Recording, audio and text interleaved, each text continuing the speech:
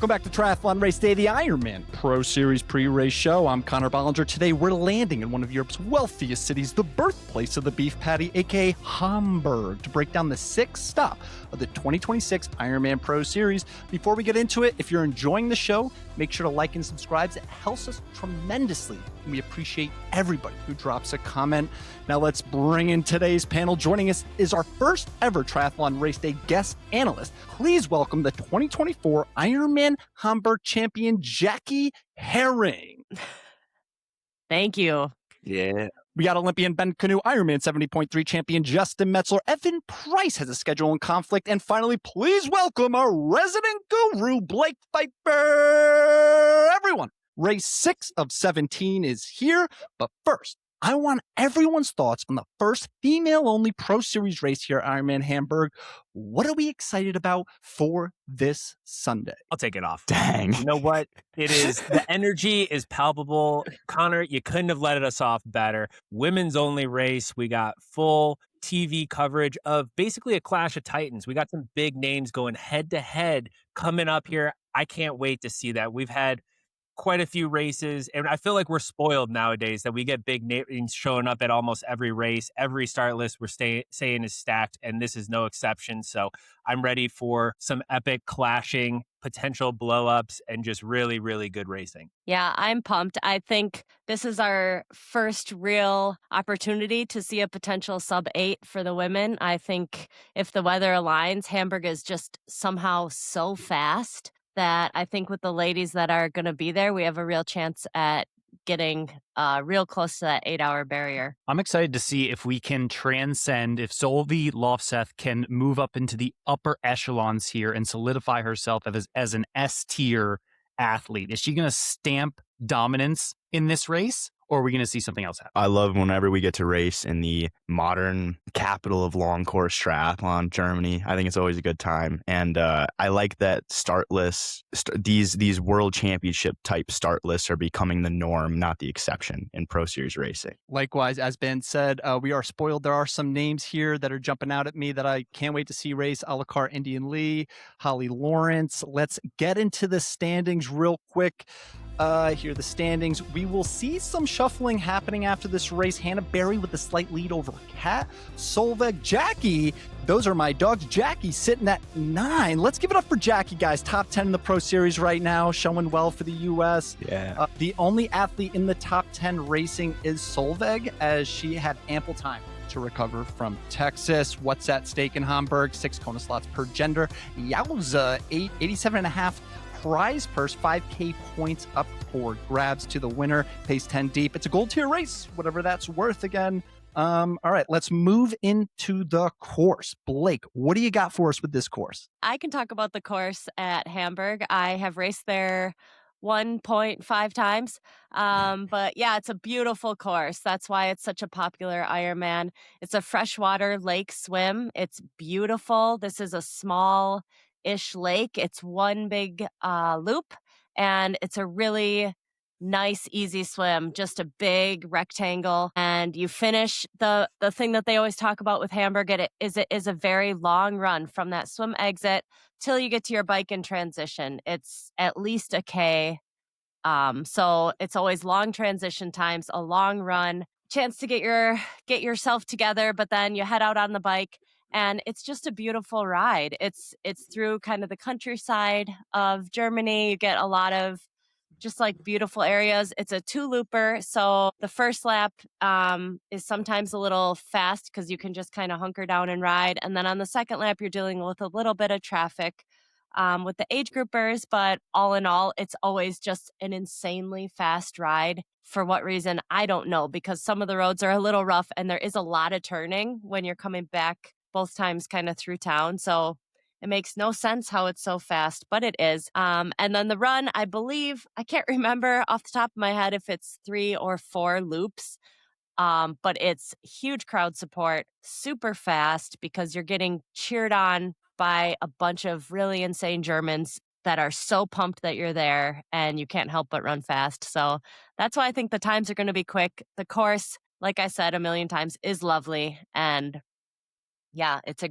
really, really great Ironman. Now, I got a question because those were my thoughts. The Germans support very well in triathlon. Is Germany a Mount Rushmore of triathlon countries to do a race in? Do you guys think? I've never raced there. Yeah, definitely. And Hamburg is like marquee. They've been having like the Hamburg triathlon itself. That's not the Ironman one. When they have the ITU race there all the years and they host that triathlon, it's one of the biggest triathlons. The transition area stretches like 3 city blocks, basically all along the side. So, Wow. I actually think back in the day, they're sponsored by Erdinger now, like the non-alcoholic side of it. But when I heard back in the day, like for the triathlons, Erdinger actual alcoholic beer used to walk around with backpacks handing out free beer there, so the crowds would be even more rowdy. But it's just, I mean, between that, Hamburg, with all their races, Frankfurt, Roth, like it doesn't, like those are 3 like marquee races that they have, that, and Roth has to be one of the most highly spectated courses out there too. So Germany just pulls in with this support. I was going to say, even like the little cities that host like Bundesliga races, I've seen some of those videos and they're like crowds lining the whole 5K run. Like it's insane. Bundesliga races, another buzzword that Blake loves to say. All right, before we start breaking down the start list, let's throw to our sponsor.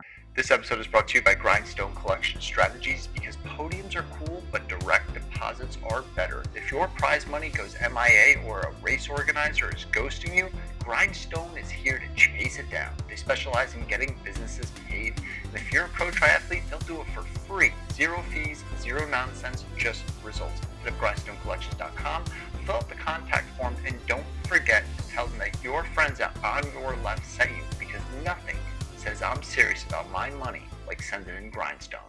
This episode is brought to you by Texas Grassland Beef, a family-owned and operated ranch delivering high-quality, 100% grass-fed and grass-finished beef straight to your door. Their cattle are raised the right way. No hormones, no antibiotics, and a focus on real nutrition to support both performance and everyday health. Whether you're training for your next race or simply want better food for your family, they ship premium bulk beef nationwide. It's convenient, clean, and sourced directly from the ranch. Head to txgrasslandbeef.com. That's txgrasslandbeef.com to learn more and upgrade the way you fuel.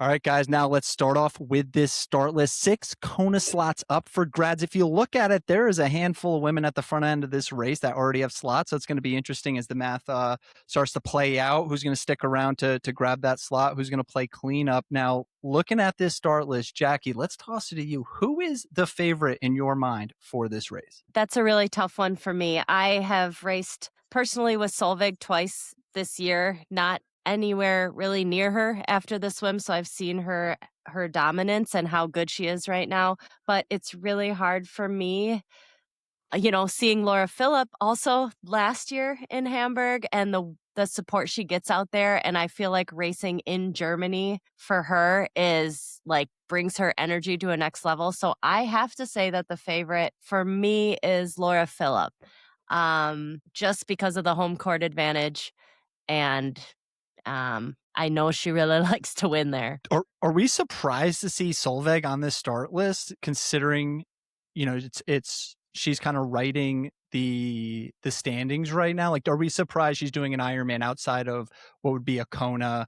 No, she needs a second Ironman. Well, that's what I mean. She wants to. Yeah. She can win the Pro Series now, especially since Kat is out. I think she had her eyes set on the Pro Series, early in the year. That's how she set up her schedule. And now, especially, it's really like her series to lose at this point. So, well, I say that because we had Lucy Charles on this list, and she strategically used it as a backup, we presume, because of Lanza, and I assume she's not going to race another full until Kona. So there's the tale of two approaches, right? Metz is shaking his head. Yeah, I don't think that these Pro Series athletes, the ones that are committing to it, are really trying to think. I think it's difficult. You have to choose between going for the Pro Series and going for Kona. And Jackie, maybe correct me if I'm wrong, but do you foresee Solveig coming in, dominating this race, and then going and winning Kona, having 3 Ironman victories for the year? Do you see that as a possibility? Yes. Or do you think she's going to be jogging 100%. This one? Yeah. Come on, we're 3 months outside of Kona right now. This is so far away from. Yeah. If we were talking about Kalmar or something like that, my biggest question is, Jackie, you picked Laura as your favorite. we all know, like going into Ike's, I'm just going to call it the French race so that I don't embarrass myself by trying to speak French. No, say it then. Yeah, Ike's en Provence. Like if we, so she, was at training camp. She made a post where she was in the hospital beforehand. It was a colder race too there that doesn't really suit her. But with all of that, probably this one is a little bit more heavily weighted. It means more Kona qualification, but she's also on the Roth list. So she needs that Kona qual, but there's also just a few weeks later, she's going to race another Ironman, which is also has the potential to set the sub 8 hour as well there. So do you think that's playing on her at all versus like Solveig, where we all know, like when you get a good block from Texas all the way into this race coming up, that's a lot of time for her to build. Maybe she can fire a little bit more, and then she can pretty much shut down her season aside from maybe 170.3 going into Kona, versus Laura's got another Ironman to do in Roth. I don't know if she's going to do any 70.3. She got her world slot for 70.3 world, so that looks like something she wants to do. How are we thinking with this? Is this one of those she just wants to go in and nab the spot if things go sideways? Because when you have Roth, there's no real plan B either, because you don't want to do 3 Ironman before Kona. Well, I think that Laura did this last year. She always has a slow start to her season. She does like a mega preseason build and then bunches these together. And then she rests up and gets ready for Kona. Last year, she had an insane race in Hamburg and then also went and did an insane race in Roth. I think this is just how she plans. She's done it before. Yeah. I think this is just how she plans it. Her fitness is going this way, and she's going to bank some off of these races. I think she's in her absolute prime, and I think she can back it up. Solveig, I have a bit of insider knowledge that she has been sick, and I don't know if she wants me telling people that, but who knows who listens to this pod. She's already been in great shape for a few months. You know how you get in that really good shape. Yeah. She had it down. She's training, navigating, whatever her body's doing. And, she'll be with Laura. I think she'll be with her all day. And then it's going to be a running race. I think it is possible she could drop Laura on the bike, but maybe not. I think it's going to come down to the run. And I think it might just be them two. If Lisa Purder can pull her act together, maybe she can be with them on the bike too. But yeah. You know what I want to see out of this race? I really am looking forward to seeing how Holly impacts this race, because Holly is aggressive. She pushes the swim. I feel like she's going to be ahead on the swim. And I think her strategy, it's kind of like her Achilles heel is sort of how aggressive she is over the Ironman distance. And maybe she proceeds with a bit of patience, but I think she just gets into these races and wants to be at the front, wants to feel like it's hard. And honestly, I feel like that's her strategy to winning this race or getting on the podium. Honestly, she's probably my dark horse. If you have Solveig, who's maybe coming in with a little bit of a sniffle, if Laura Philipp didn't time up that big preseason build perfectly, she might be misfiring and she might be more ready for Roth. And I could see Holly pulling through here. She just had a really good race in Pamplona, in a hot condition race where she was, I think, finishing strong, which to me shows that she's maybe in better Ironman shape than she is 70.3. And I know for a fact that she traveled over to Spain relatively late. She's been over in Europe preparing for the Ironman. I could see her getting on this podium. And she's going to have help up front. I think this is like our typical tale of two packs where like Laura and Solveig are together, but you have Marjolaine, you have India Lee, you have Holly Lawrence. Like Holly's not going to be by herself pushing off the front necessarily. She could have some help together to try and hold off Laura and Solveig for as long as possible, at least, because we both know like Laura and Solveig are pretty exceptional like bike runners as well. So it's always tough to, I think, keep them at bay. But I kind of like the fact that we've got kind of these two distinct packs with a lot of quality athletes. So I think watching those time gaps will be really interesting coming out of the water. What are they doing on the bike early and late? And Jackie had mentioned the weather earlier on. I filled in for Evan, our resident weatherman. Weather looks really pretty good. It's not super hot. It's not super windy either. The dew point, that's a good question about the actual dew point. I don't know. It's Hamburg. It's usually pretty sticky around there, I feel like. But that heat wave though. But I think the heat wave is supposed to die off a bit. It does, because it's rainy all this week leading in. So the humidity will probably be high. It's a high of 71 degrees, partly cloudy, a little bit of rain forecasted potential in the morning to keep it nice and cool. The humidity is 60%, so a little higher, but not super crazy. And the wind tops out at 11 miles per hour. So it's not going to be crazy overall. It could be a very fast day. And I think the key to there is when you're moving faster, even with the 20-meter draft rule, it's nice to have people around you, because when you're sitting third, fourth, fifth in that group, you are saving a ton of energy. So really, who's going to be the main drivers of that first and second pack? Do you know what I really want to see? I want to see something from India Lee. Can we get something from India Lee in this race? I feel like this is a make or break big Ironman for her. And Blake, maybe correct me if I'm wrong. Can we get some India Lee stat check here? But when was the last time we had a big performance, like a podium at a T100 or a podium at an Ironman? It's been a minute, and I think she's got the juice, but she's got to pull through.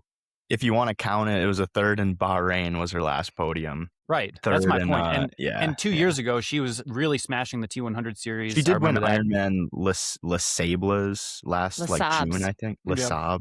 Okay. Yeah, I remember that. I feel like this is an opportunity for her and I think this is an opportunity for her and Holly Lawrence to potentially team up together. They're going to be at the front of this race with the swim and the bike. I feel like they need to maybe get some separation. And I think if anything, Solveig and Laura Philipp are going to get their way to the front of this race. I don't think that there's any way where they don't find themselves at the front of this race by 50K.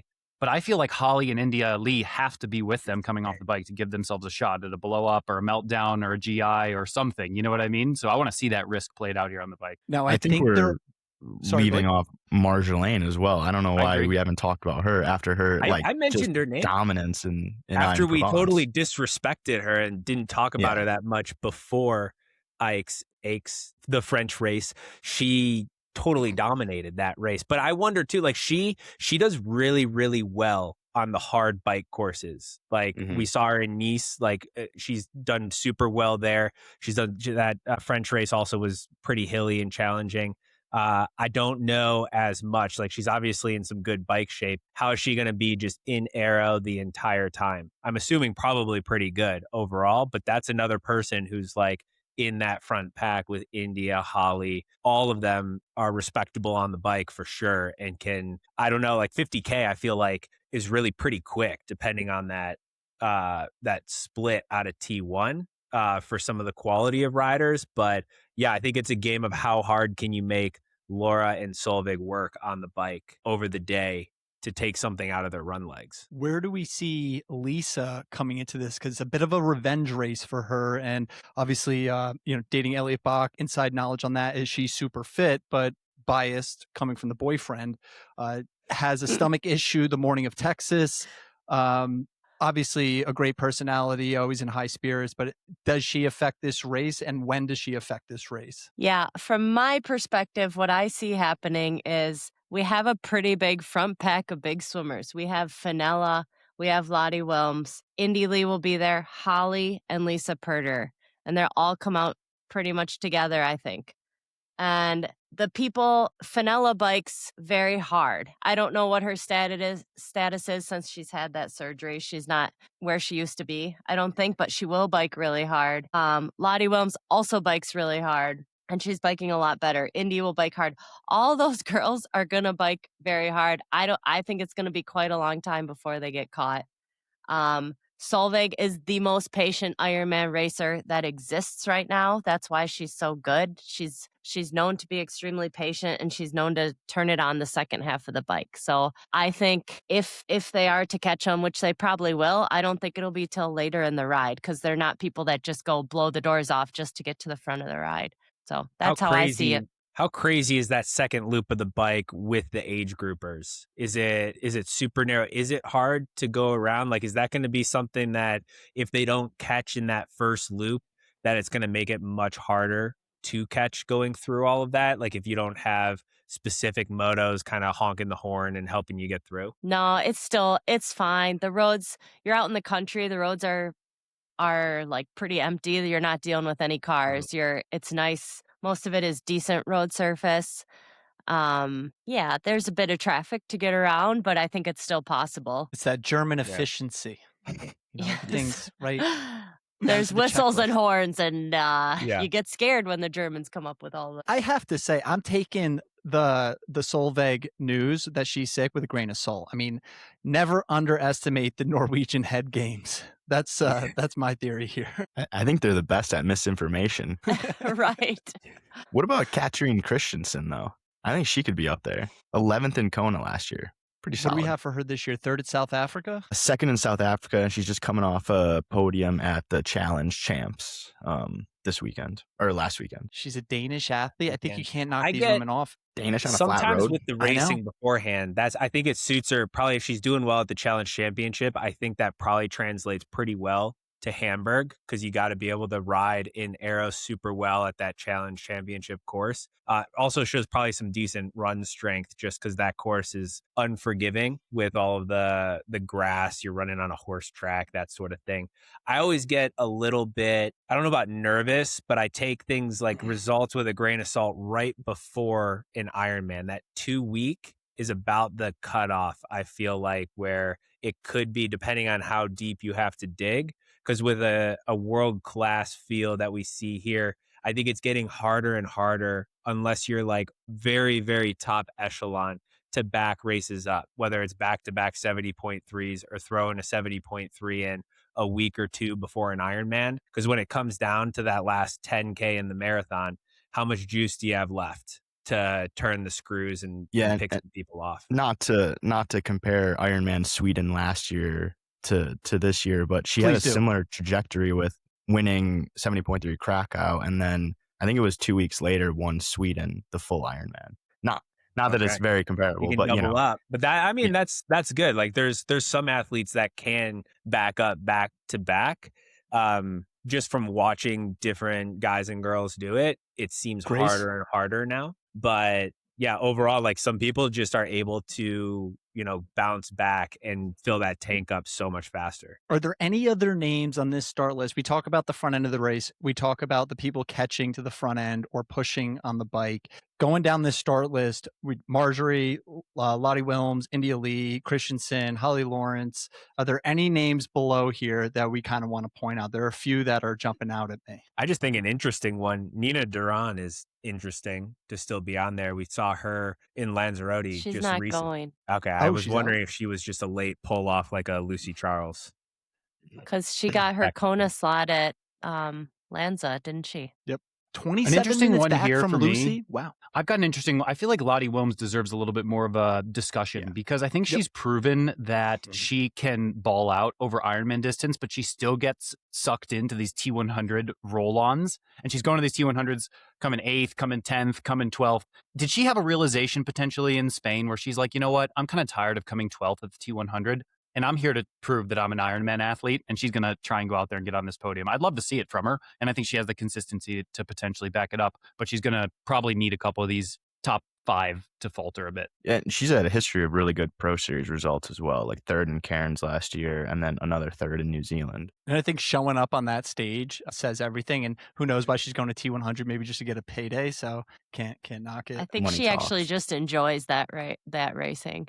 Like she just likes the T100 races. She likes that distance. She's a strong swimmer, and I think she just is like decent at it. So she just likes it. Yeah, The name that's jumping out at me. Sorry, because I was just thinking because I like between her and Holly, like coming off of Pamplona, I guess that's another 2 weeker right there as well. And with the heat, I think probably not pushing or digging as deep potentially as if you were in some cooler conditions, the muscular damage at least versus just the heat. She's durable. Yeah, for sure. An athlete I want to highlight just because it's in country and never kind of a German on home soil. Jenny Genderschick. Nailed it. She came 7th here last year. Say it again. Yeah, Genderschick came 7th here last year. I like how she races. She's been an athlete who's been jumping at me the past couple of years, jumping out at me rather the past couple of years. I don't know almost if you like got any. Laura Jansen more than Jenny. Okay. What do you got on her, Blake? I think Laura's got a few more solid results. I mean, she struggled a bit in South Africa this year, but she's had some good, like 3rd in Kraichgau. She won Challenge Walksay, 7th in Lake Placid in a deep field, 12th in Kona. Like, I think she can rip an Ironman. And these are the athletes that could make some noise and catch those last couple Kona slots, right? Yeah, I think it just sucks that like the top, like a lot of these top girls like Laura Phillip don't have a slot. Like I think maybe in past years you would see it roll down a bit deeper. But yeah, she would really have to have a stellar day to bag a slot there. So I can talk with Laura Jansen. I've actually spent quite a bit of time on the race course with her in Lake Placid last year and in Kona on the bike ride. And where else was I with her? Somewhere else, but she's strong. She's a slower swimmer, but she rides really hard and she rides well. And she is quite a good runner too. We ran together. Of course, I was struggling in those Ironmans, but she was nice to talk to, and I think she's like a really solid, like up and coming Ironman athlete. I think she's still learning how to put together really good Ironmans, but I think she has had a few really good ones, and I think she could have a solid race and be up there. I don't know. It depends how it goes near the front, but she could definitely, if she hangs in and has a good day, like get one of those like clean up like tail end Kona spots for sure. All right. So right now we have Laura Phillip on debut watch, Solveig's on blow up watch. Who is the biggest? She's not gonna blow up. If That's she's sick. ridiculous. She's going to blow up and win by 5 minutes instead of 25. She's on like maybe not a 2:42 marathon watch. She's on is Maybe she it'll sub be 8 4 or not minutes. sub 8 watch. Yeah, that's pretty much the watch she's on. Yes. Well, she better watch out because if she's not running 8 or 242, I mean, 8:05. I feel like Laura Phillip is winning this race. So, I mean, if she wants to try to go for the dub, then, I mean, she's going to have to probably be in at least 245 shape, in my opinion. she's probably in that shape. Yeah. Yeah, for sure. A little dinged up, but still. Who is in blow up watch territory on the start list? Who is going to have to push to take or overextend themselves to get into a fight here?